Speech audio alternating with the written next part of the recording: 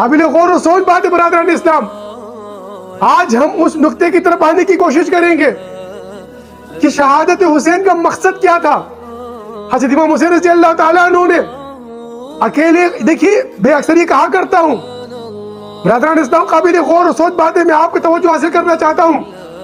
کربلا کوئی سڈنلی کوئی راہ چلتے ہوئے کوئی ڈاکہ نہیں پڑا تھا, یہ خیال نہیں تھا, کسی کو پتہ نہیں تھا.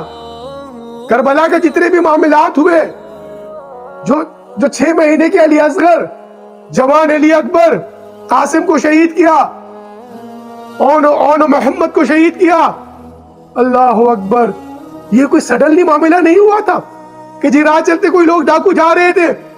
ڈاکے پڑتے تھے پہلے بھی, دیکھا بھی ڈاکو جو ہے نا چلو مال لوٹ لیں گے, یہ مال لوٹنے کے واسطے نہیں آئے تھے.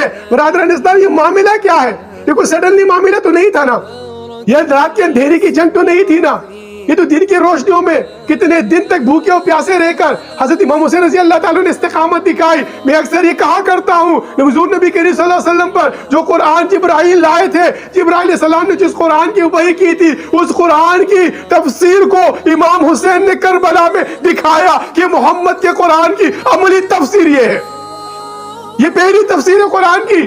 تو امام حسین رضی اللہ تعالیٰ نے اپنے خون سے لکھ کر بتائی, اپنے آل کے خون سے لکھ کر بتائی. تو